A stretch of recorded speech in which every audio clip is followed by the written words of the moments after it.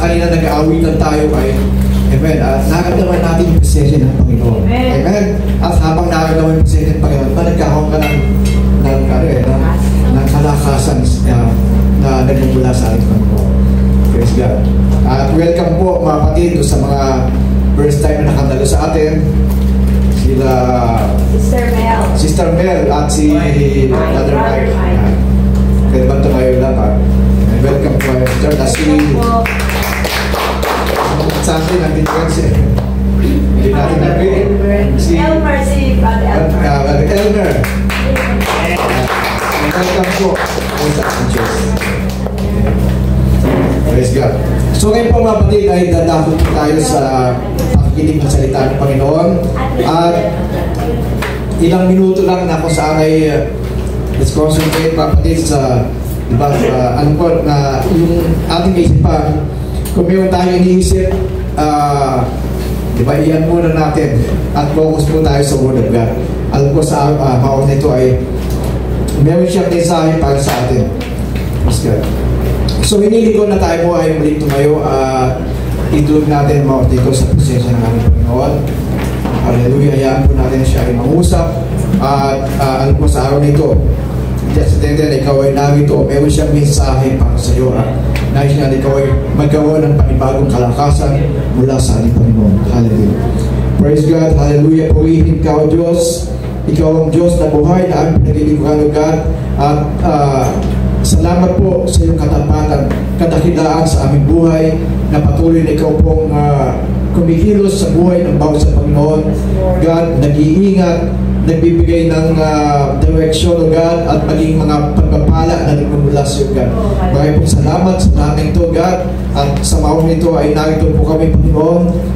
Ikaw po ang mangusap sa aming kalagitnaan. Gamitin mo lang po ang likod at ihanda ang puso't isipan bawat sa maunawaan namin ang bawat mensahe na nagmumula sa iyo, God. Hallelujah.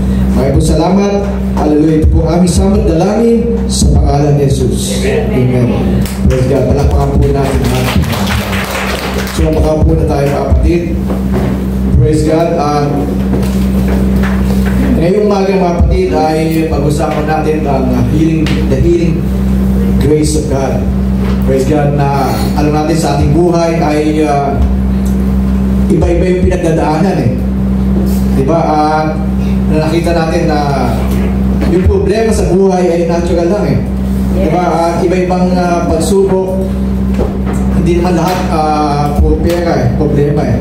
Diba? Mayroong problema sa kanilang relationship, sa mga mahal sa buhay, maging sa trabaho. At ilan sa ating mga kapatid ay mayroong mga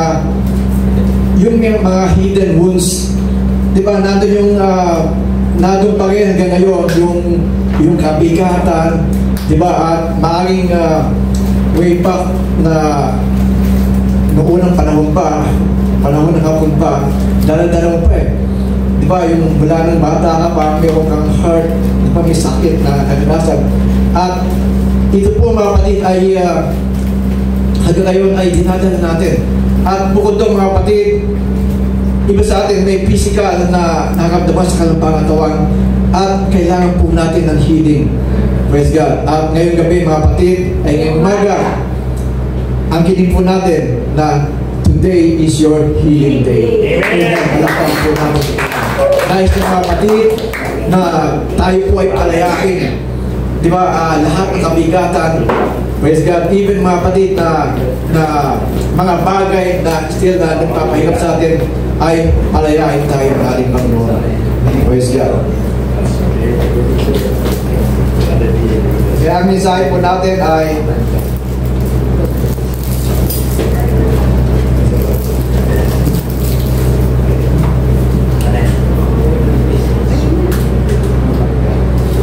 healing grace of God.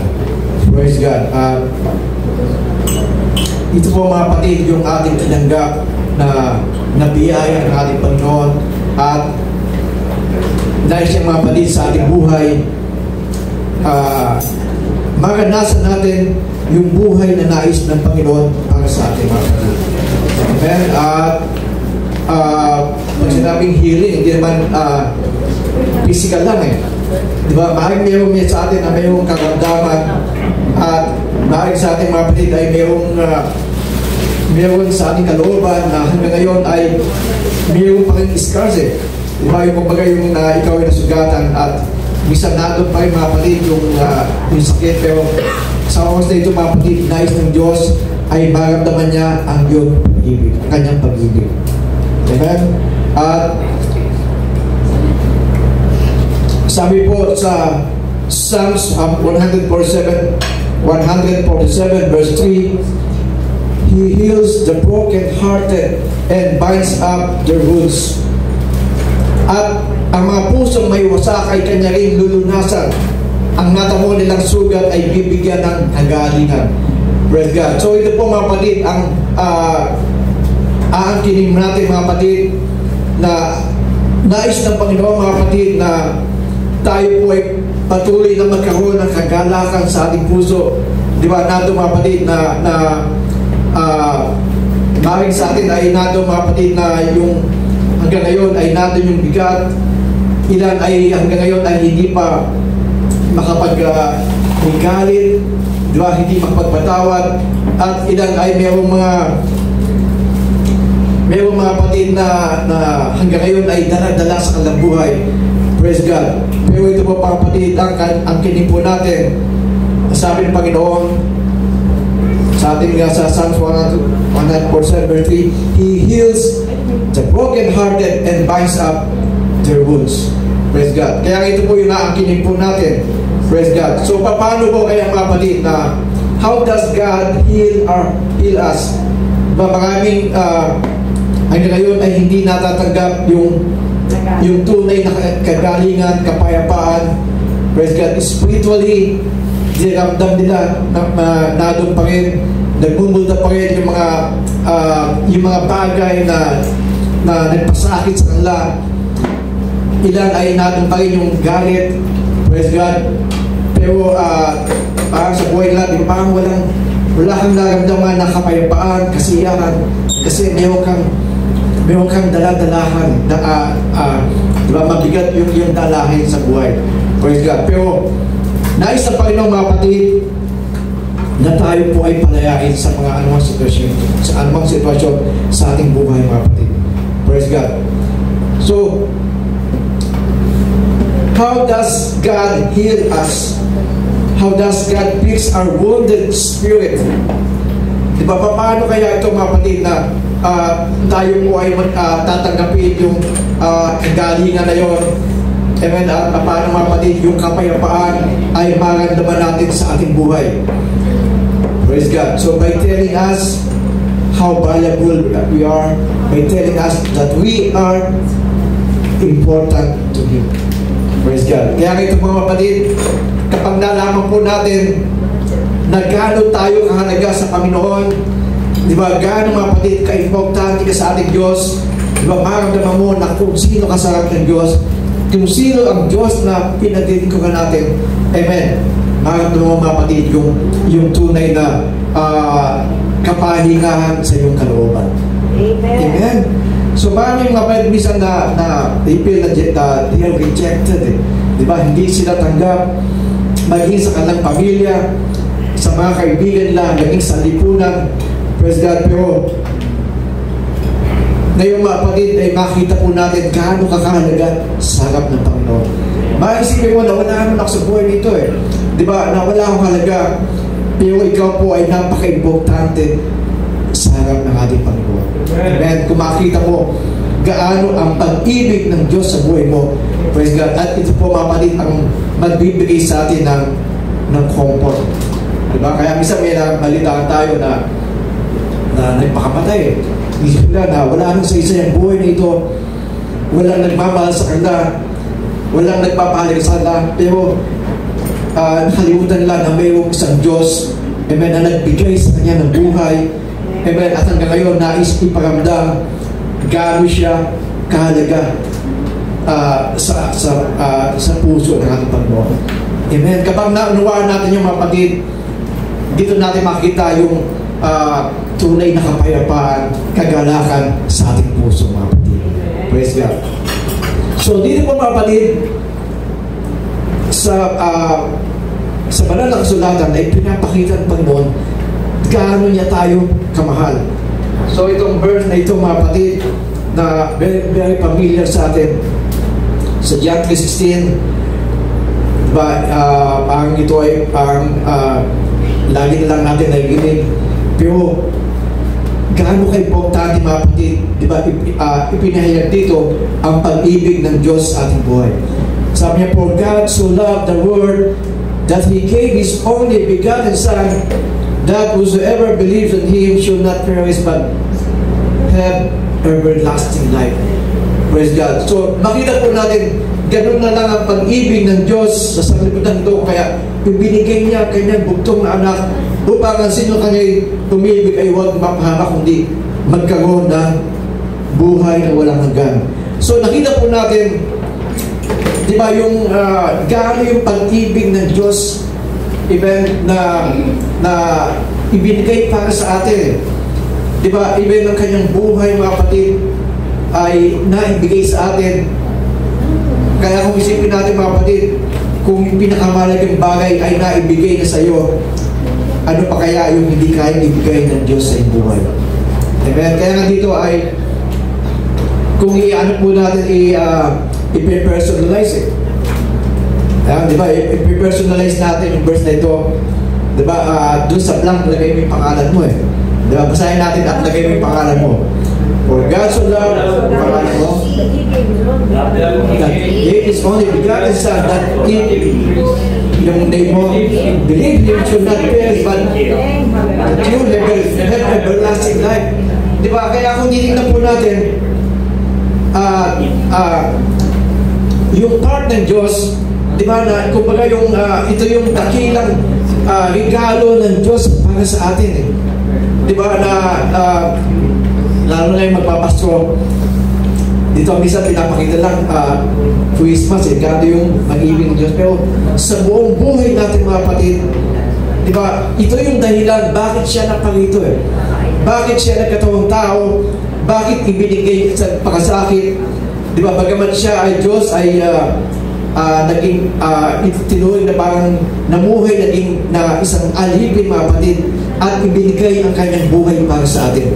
Praise God. Kaya kung isipin natin mga kapatid,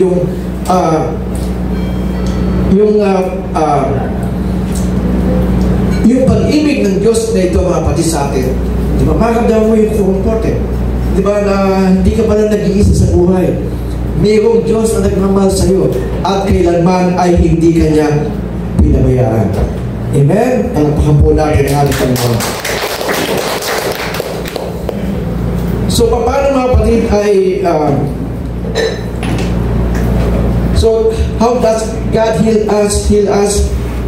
So, part of the healing process involves changing the way we think about ourselves. So, isa sa parang mga kapatid ay yung healing, ba yung kailangan mga kapatid yung maramdasan natin yung pagbabago ng ating kaisipan. Di ba? Mabago yung iyong kaisipan. Praise God. It's part of the healing process involves changing the way we think about ourselves. So, titignan mo yung sarili mo mga kapatid. Di ba? Yung tingin mo sa sarili mo. Amen. Dito maramdaman natin yung tunay na healing. Yan. Sabi po sa Romans chapter 12 verse 2, do not conform to this world, but be transformed by the renewing of your mind, that you may prove what is that good and acceptable and perfect will of God. Amen. So, huwag na tayo makiayos sa libutan ito, kundi magpanibago ng yung sa pamagitan ng pagbabago ng ating kaisipan. Amen. So, kasi kontrolado mga kapatid ng ating kaisipan, ano mang nangyayari. Diba? Sabi sa John 14:2-3, as man he think in his heart, so it is. Amen. Kaya kung titingnan natin kung paano yung kaisipan, amen, ito ka eh. Di ba? Di ba kung ang kaisipan mo palagi na ikaw ay lagi na lang talunan, di ba? Ito yung mangyayari sa iyo. kung laging ang kaisipan mo na puro negatibo, ito yung mangyayari. Diba, iniisip mo sa sarili mo na ako ay walang halaga. Iniisip mo na lahat ng ginawa ko failure. Diba, ako ay bigo. Diba, kaya mag-isang nasa bahay ka, pag inisip mo po malulungkot na mga bagay, siyempre malulungkot ka eh. Diba? Pero pag isipin mo yung mga mabuting bagay na ginawa ng Diyos, amen, magiging masaya ka eh. Amen. Kaya kung ano ang inisip ng isang tao, it's siya. Diba? At kung inisip mo na ikaw lagi na lang loser, ito yung mangyari. Praise God. Pero ngayon mga kapatid, kapag naibigay mo ang buhay mo sa Panginoon, isip mo lagi na you are blessed and highly favored by God. Amen. Na ikaw ay anak ng Diyos. Amen. Ikaw ay pinagpala ng Diyos. Ikaw ay pinabugan. Ikaw ay pinagalingan ng Diyos. So ito po yung mangyayari sa atin mga kapatid. Amen. Amen. Kaya everyday sa buhay natin, diba, pag-iisip pa lang, Lord, salamat sa blessing. Salamat sa buhay na ito. Diba? Kaya nga ito yung, kung ano yung inisip natin, ito tayo eh. Kaya nga isa sa mga bagay na dapat na gawin, dapat ma-renew yung mind natin. Amen. Na ngayon, na ikaw ay, pag naganap sa iyo mga kapatid, ikaw ngayon ay anak ng Diyos, ito yung bagong buhay na natin. Amen. So wala, kung titignan mo yung sarili mo, kung salamin, titingin mo sa sarili mo. Dati ang tingin mo sa salamin mo, parang isang puting ka eh. Pero ngayon, pag tingin mo sa salamin mo, sa salamin, di ba, gaya ka ng isang layon, di ba, kumbaga, matatag, amen, di ba, malakas, hindi na ikaw yung dati, mga kapatid. Praise God. Kaya nga dito, mga kapatid, ma-renew yung mind na kung sino ka na ngayon na ikaw na tinanggap mo ang Panginoon, sino ka sa harap ng Panginoon? Praise God. Ito po yung talakay na three things God says about you. Tatlong bagay na sinasabi ng Panginoon patungkol sa iyo. So, una mga kapatid, God says that you are accepted. Amen. Ikaw ay tinanggap ng Panginoon. Amen. Ikaw ay tanggap ng Panginoon. Praise God. Na kung dati feel mo na ikaw ay rejected, di ba? Na ikaw ay hindi ka tanggap, pero makita mo sa sarili mo mga kapatid, ikaw ay hiniran, ikaw ay pinili ng Diyos. Praise God. Hallelujah. Hindi tinignan ng Panginoon kung sino ka, kung ano yung buhay mo na noon, di ba? Kung ano yung hagaan, pero ang titignan ng Panginoon na ikaw ngayon na nagpakumbaba at ibigay ang buhay mo para sa Kanya.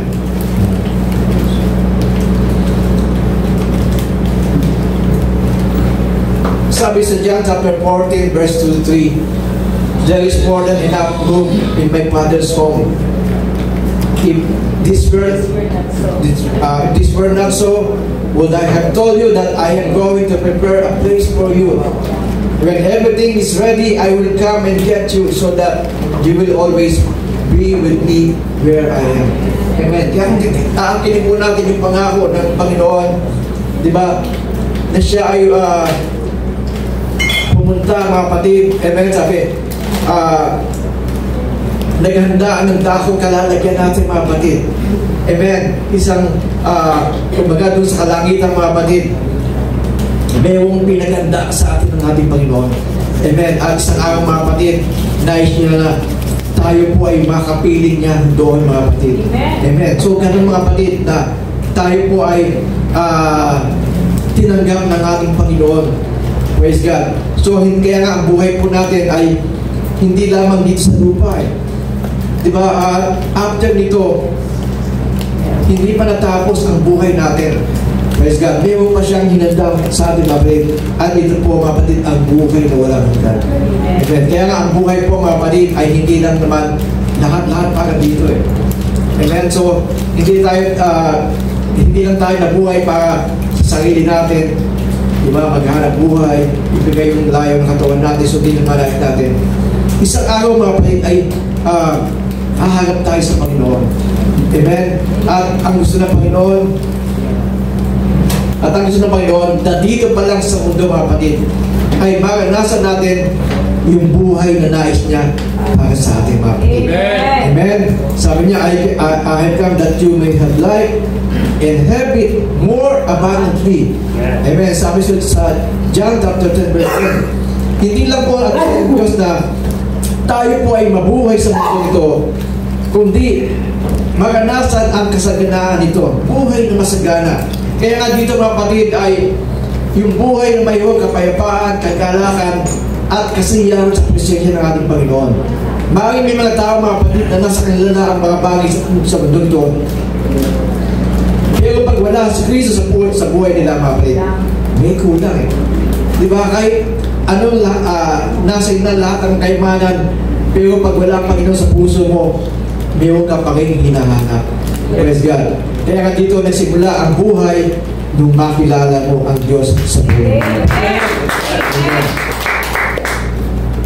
Yan. Sa last part ng Psalm 23, sabi doon, surely goodness and mercy shall follow me all the days of my life, and I will dwell in the house of the Lord forever. Amen. Tunay na ang kabutihan at kaawaan ay susunod sa akin sa lahat ng kaarawan ng aking buhay. At ako'y tatahan sa bahay ng Panginoon magpakailanman. Praise God. Kaya dito, mga kapatid, kung gaano tayo tinanggap ng Diyos, di ba, at mayroong siyang hinanda para sa atin. Praise God. Kaya ang gagawin lang po natin unahin ng Diyos sa buhay natin, mga kapatid. Alam ng Diyos, hindi ba alam ng Diyos yung pangailangan mo? Hindi ba alam ng Diyos yung problema mo? Praise God. Pero mga kapatid, pag inuna natin siya sa ating buhay, hindi sa lahat, kasunod na ang lahat ng mga bagay na yan. Diba? Kaya nga dito, ang ginig po natin, surely goodness and mercy shall follow me all the days of my life. Ahabol sa ating mga kapatid. Ahabulin ka. Amen. Na masaganang biyaya ng ating Panginoon. Praise God. Hallelujah. Kaya sinasabi natin palagi, diba? Pag hinahabol mo yung pagpapala, mapapagod ka eh. Kahit kumayod ka maghapon magdamag, bakulang pa rin eh. Pero pag ang nagbibigay ng pagpapala ang inuna mo, hahabulin ka ng pagpapala. Praise God. Sino na yung nahabol ng pagpapala dyan? Grabe, diba? Talagang makikita mo, grabe ang Diyos ang nagpala. Praise God. Kaya nga dito makikita natin sa ating buhay, sino ka nasa harap ng Diyos? Diba? Ngayon, God says that you are accepted. Amen? Hindi lang mapalit na ikaw ay tinanggap. Pinakita ka ng Diyos kung gaano ka kahalaga. Praise God. So God says you are valuable. Diba? Pag sinabing value, yung isang bagay na parang isang kayamanan eh. Diba? Na tinatago mo, bakit iniingatan mo? Mahal ka sa iyo eh. Diba? Dahil ito, isang bagay na ibinigay sa iyo at iniingatan. So, ganun po tayo sa harap ng Diyos eh. Gaano ka kahalaga sa harap ng Diyos? Praise God. So, isang sample na binigay dito, sabi sa Matthew chapter 10 verse 20 to 31, hindi ba pinagbibili ng isang bedes ang dalawang maya? Ibig sabihin yung salapi. Diba? Kumbaga sa atin na ilang piso. Diba? Yung halaga, mga kapatid, ng isang maya. Sabi at kahit sa kanila ay hindi mahuhulog sa lupa kung hindi pahintulot ng iyong ama. Praise God. Kaya pinalimbawa yung mga ibon na ang mga ibon daw, mga kapatid, ay gaano ang halaga ng mga ibon na yan. Diba? Ibig sabihin walang halaga Pero alam ng Diyos kung mayroong isang man sa mga ibon na yan na namatay. Diba? Nahulog Sabi kahit sa kanila hindi nahuhulog sa lupa kung hindi pahintulot ng iyong ama. Praise God. So ganun kahalaga. Ultimo yung mga ibon ay iniingatan ng Panginoon. Diba? Ang sabi nga sa Matthew chapter 6, sila yung naghahanap buhay, hindi naghahanap buhay pero pinapakain sila ng ating Panginoon. Kaya gaano ka kahalaga, di ba, higit na mahalaga tayo kaysa sa mga ibon eh. Praise God. Kaya sabi, datapwat maging ang mabuhok ng iyong ulo ay pawang bilang lahat. So imagine mga kapatid, ilan ba ang buhok natin? Diba? Ilan ang hibla ng buhok natin? Bilang mo ba? Diba? Pero alam ng Diyos, amen, ilan yung nabawas dyan? Alam ng Diyos, ilan na lang yung buhok mo? Praise God. Ilan yung, anong kulay ang buhok mo? Praise God. So, ibig sabihin, walang mga bagay na hindi alam ang Diyos sa buhay natin. Yes. Di ba? Yung ultimo pinakamaliit na bagay, alam ng Diyos. Yung mga bagay na inisip pa lang natin, alam niya na eh. Di ba?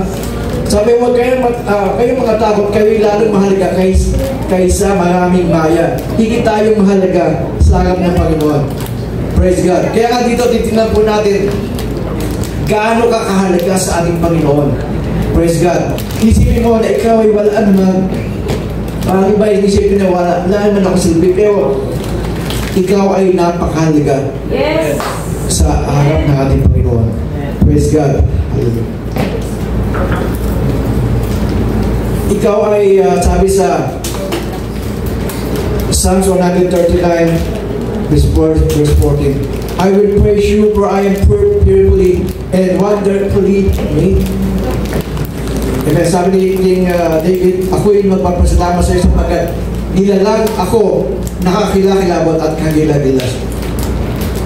Kagilagilas ang iyong mga gawa at malalamang mabuti ng aking kaluluwa. Kaya nga ito po tayo mga batid. Makita mo yung sarili mo, ikaw ay special na nilikha ng Diyos. Amen.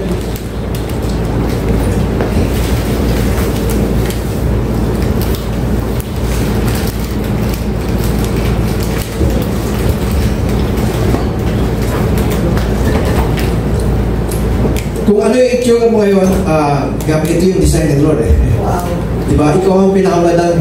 Kaya nga, diba, sa mata ng ibang ng tao, diba, may silang pamantayan kung sino maganda eh. Pero lahat tayo ay special sa harap ng Diyos. Diba? Ikaw ay walang katulad sa mundo ito. Praise God. Kahit ikutin mo ang buong may paho, wala kang kamukha eh. Diba? Kahit ikutin mo yung mundong ito, diba, ay wala kang kamukha eh. Special ka eh. Diba? Ibig sabihin, ganun ka tayo kay special ng Diyos.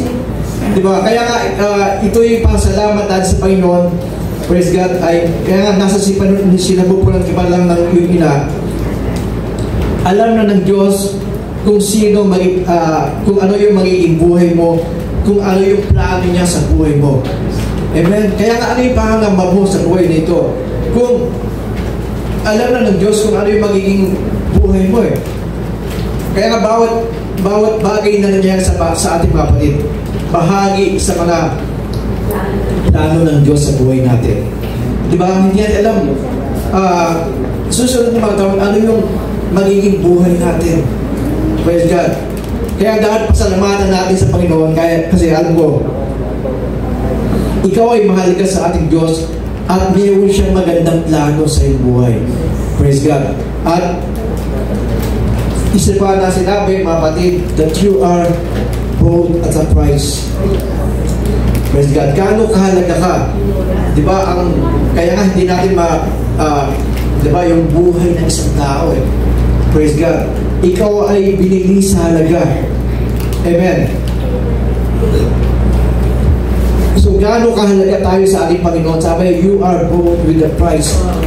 Tayo po ay binili sa pamagitan ng dugo ng ating Panginoon Kristo. Amen. Sa kanyang mga latay, sa kanyang dugo ng bago sa Kalbaryo, binayaran niya ang ating kasalanan.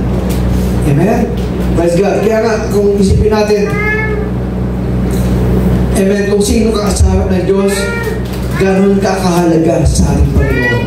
Praise God.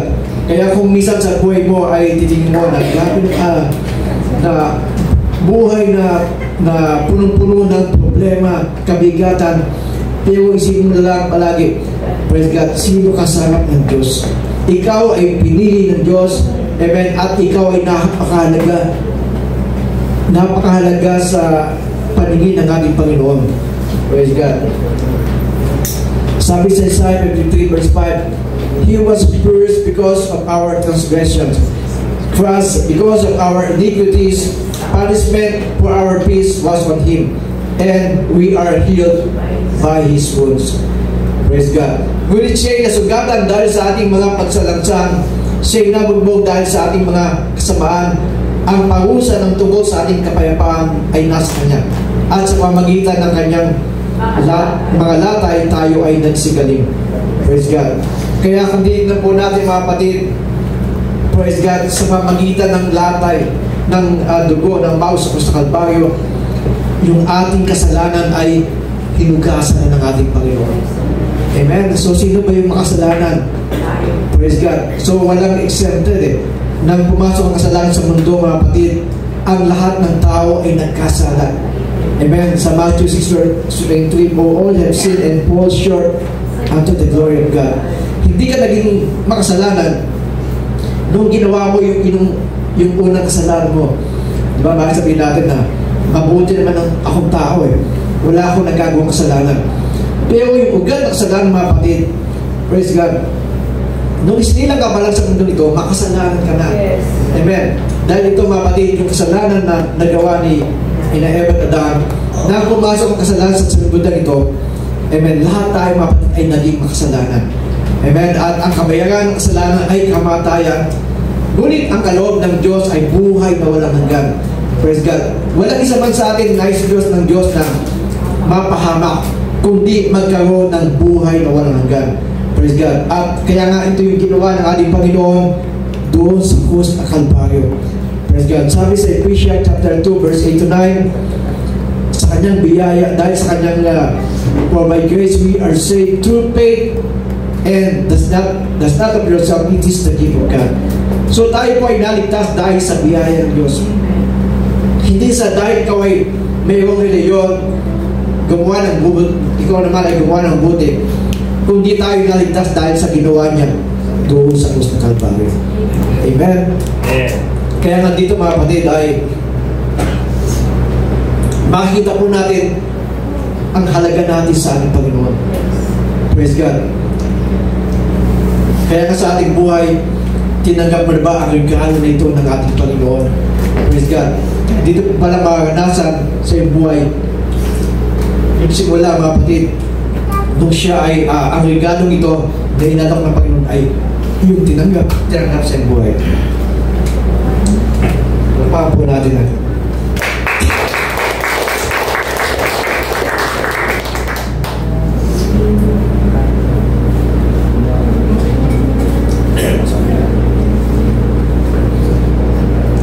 Praise God. Kaya nga doon mga kapatid, doon sa tinanggap natin mga kapatid, sa ginawa niya sa krus ng Kalbaryo, tiniis niya lahat ng hirap mga kapatid, ang sakit. Diba? Pati ang sakit ng kalooban mga kapatid, praise God, tiniis niya mga kapatid, na siya, na Diyos, inalimura mga kapatid, praise God, ramdam ng Panginoon yung mga kapatid. Kaya nga nung sa pamagitan ng kanyang dugo ng maus sa krus ng Kalbaryo, lahat ng ating kasalanan ay napatawad na. At sa pamagitan ng kanyang bugbog na katawan, lahat ng karamdaman mga kapatid ay kanya na pinagaling mga kapatid. Praise God. Kaya tatanggapin natin, aakinin lang natin mga kapatid, Lord, sa iyong mga latay, kami ay nagsigaling na. Praise God. At ang kagalingan nito mga kapatid, hindi lang physical. Praise God. Kasama doon mga kapatid, yung spiritual healing natin. Praise God. Maring meron ka mga kapatid na sa iyong kalooban, nandun pa rin yung sakit, yung bigat. Praise God. Pero ibinigay mo lahat sa Panginoon yung mga kapatid, dito maranasan yung tunay na healing mga kapatid. Praise God. Hallelujah. Kaya nga dito po sa church, mga kapatid, naganasan na po namin yung mga miraculous healing ng ating Panginoon. Praise God. Ayan, tapos naman si Brady Nonoy, tayo mo yung mga kapatid. Ngayon, isang sinasabi ng buhay ng patutuwa, mga kapatid. Amen. Na ngayon ay mayroong lakas pa na binigay ng Panginoon. Praise God. So one time, na siya po ay dumating dito kasi siya po yung gano'n ng bubong dito. So after ng mga kapatid, nawala siya at isang araw dumating siya, nakita lang namin parang robot na hindi na siya makakilos at binabalang pala siya ng boss niya dyan at gusto dali na sa morgue. Kaya sabi niya, dali niyo ako sa church namin sa aming pastor. So pinakit namin dito at nakaupo lang siya. Ikaw kami na healing bed. Pero ayaw na talagang hindi na malubak. Talagang yung katawan niya, pala that time na yun ay kumakalat na yung tetanus diba? At so after na mga kapatid ay dinali siya doon kinuha siya ng kapatid niya nandito. So ilang days mga kapatid ay pinuntahan namin sa San Lazaro mga kapatid. At ang kanyang itsura na nakataas yung dalawang kamay, dalawang paa ay nakatali mga kapatid. At dito may butas siya mga kapatid. At kung titignan mo ay wala na diba? So nado pa yung mark at tinatanggal niya mga kapatid, kaya siya ay tinalian. At nung pinuntahan namin, isipin mo na parang diba, wala nang pag-asa pag kinukuha lang daw siya ng dugo, tinutusok ka lang wala nang wala nang pamanhid diba? At that time mga kapatid, ang gusto dalhin na siya sa morgue, diba? Pero gusto daw dalhin siya po sa morgue, pero kami po ay tumulog sa ating Panginoon. Sabi ko, Noy, naniniwala ka ba na kaya kang pagalingin ng ating Panginoon? So kinalagan namin siya, nakataas yung kamay. Amen. At nanalangin, mga kapatid. Amen. Praise God. Samantala yung kasama niya sa kwarto na nagtatawa, mga kapatid, habang siya nagpipray, pinalangin namin. Praise God. Alam mo yung mga nagtatawa na yun, namatay yun Amen. Pag-ipagay sila ng sitwasyon At isang araw kami ng devotion, narinig na mga kapatid, si Brother Nonoy kumakatok. Praise God. At grabe pati yung butas ng dito, parang walang nangyari. Nakapagsalita siya. Amen. At ngayon, buhay mga kapatid. Diba? Kaya healing.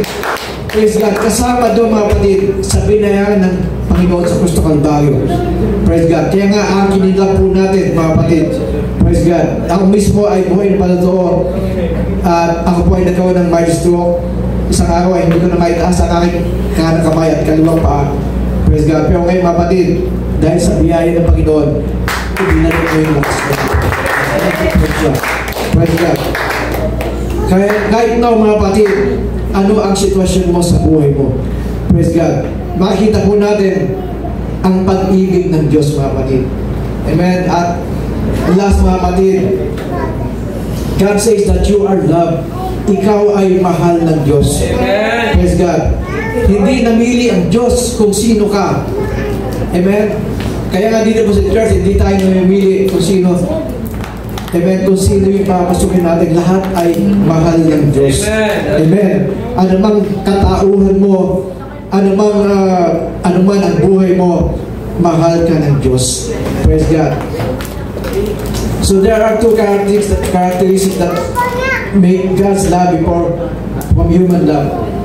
Ito po yung katangian ng pag-ibig ng ating Diyos. So God's love is consistent. Hindi po nagbabago ang pag-ibig ng Diyos, mga kapatid. Amen? Sabi po mga kapatid sa Isaiah 54:10, the mountains may move and the hills disappear, but even then, my faithful love for you will remain. My covenant of blessing will never be broken, says the Lord, who has mercy on you. Sapagkat ang mga bundok ay magpapaalis mga papalis at ang mga bugol ay mga papalipat. Ngunit ang aking kagandahang loob ay hindi mahiwalay sa iyo. O ang aking tipan ng kapayapaan ay maalis sa amin ng Panginoon. Praise God. So, ganun ang pag-ibig ng Diyos. Una ka ng inibig ng ating Diyos.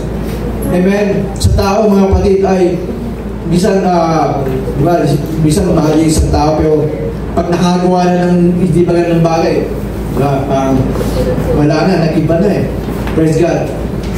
Kaya nga dito, mga kapatid, makita natin, bagamat ikaw sa tingin mo ay nagkasala, amen, still, hindi nagbago ang Diyos sa buhay mo. Amen. Amen. Bagamat ikaw ay nagkukulang, wala kang perfecto eh, pero ang Diyos po ay, amen, ay hindi napagod sa atin. Patuloy naman na kumikilos hanggang sa tayo po ay patuloy na baguhin niya. Sabi niya sa Romans chapter 5 verse 8, God demonstrates His own love toward us in that while we were still sinners, Christ died for us. Hindi nagbago, mga kapatid. Makasalanan pa lang tayo, inibig na tayo ng Diyos. Amen. At ngayon na ikaw ay anak ng Diyos, amen, higit na minahal ka ng ating Panginoon. Amen. Praise God. And God's love is unconditional. Praise God. Ito po yung biyaya ng Diyos na ating tinanggap. Diba? Hindi niya pinili na minahal ka ng Diyos dahil ito ka eh. Dahil ikaw ay mabait, dahil ikaw ay diba, na naglingkod sa ating Panginoon. Praise God. Hindi po ito, mga kapatid eh. Kaya nga ang biyaya ng Diyos na tinanggap natin, bagamat na ikaw ay hindi karapat-dapat, ikaw ay pinili ng ating Panginoon. Amen? Kaya isipin natin, ano ba yung dating buhay mo noon? Amen? Pero dahil hindi tinignan ng Diyos, amen, kung sino ka man, praise God, kundi nakita natin ng matid, kahit ano yung buhay mo, kahit sino ka man, praise God, dahil sa ibinigay mo ang buhay mo sa Panginoon, ikaw ay kanyang tinanggap. Praise God, hallelujah. Kaya nga dito, mga kapatid, sa ating buhay, praise God, ang tao ay, kasi ang buhay natin, mga kapatid, ay hindi naman sinabi na kapag ikaw ay nasa Panginoon na, ay wala ng problema. Pero ang sinabi, mga kapatid, na kapag tayo ay nasa Panginoon na, kasama natin siya sa lahat ng pagsubok sa ating buhay. Amen? Praise God. Kaya tatanggapin natin, mga kapatid, sa ating buhay, di ba, yung the healing grace of God, ang comfort ng ating Panginoon. Praise God. Maaaring sa buhay mo ay walang nag-comfort, pero nagyan ng Diyos, mga kapatid, na patuloy kang kino-comfort, mga kapatid. Praise God. Hallelujah. Aalisin ng Diyos ang lahat ng kapagabagan sa ating buhay, mga kapatid. Ang lahat ng alalahanin. Praise God. Kaya kung tayo po ay patuloy sa presensya ng Panginoon, imposibleng hindi natin maranasan, mga kapatid. Diba, ang healing grace na ito, mga kapatid, amen, na ibibigay sa atin ng ating Panginoon. Praise God. Hallelujah. Kaya right now, mga kapatid, bakit sa atin ay meron pang mga scars, di ba? Meron pa sa ating mga puso na hanggang ngayon ay hindi ma-heal. Di ba? Bakit may mga sakit na ngayon, hanggang ngayon ay hindi mo pa, na ngayon ay hindi pa naghihilo, mga kapatid. Praise God. Bakit na doon pa rin yung galit? Praise God. Pero ngayon sa oras na ito, mga kapatid, ibigay po natin ang lahat na yan sa ating Panginoon. Praise God. So ang kagalingan, mga kapatid, hindi lamang sa physical, from inner part sa ating spiritual, mga kapatid. Praise God, tatanggapin po natin sa prosesya ng ating Panginoon. Amen? Kaya sa araw nito, mga kapatid, ang kinig po natin, that now is your healing day. Praise God. Sa ating Diyos ay walang imposible. Praise God. Ano mang karamdaman yan, diba? Ano mang karamdaman yan ay kayang pagalingin ng ating Panginoon. Diba? Mati sa totoo, sabi na wala nang lubos, wala nang lunas. Praise God. Pero sa ating Diyos, mga kapatid, ay sa ating Panginoon, praise God, ay walang imposible. Hallelujah. Hallelujah. Kaya takipin po natin sa una ito, mga kapatid. Hallelujah. Spiritual healing, emotional, lahat ng di ba, lahat ng ating nararamdaman at higit sa lahat, maging ang ating physical healing, praise God, ay ang kinig po natin na sa oras na ito ay pinagaling ka na ng ating Panginoon. Hallelujah. Hallelujah.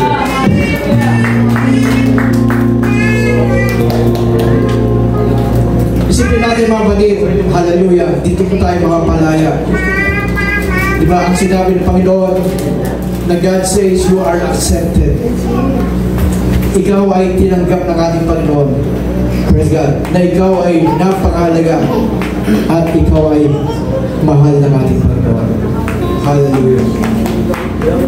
So, initin ko, mga kapatid, na tayo pong lahat ay tumayo, mga kapatid. Hallelujah.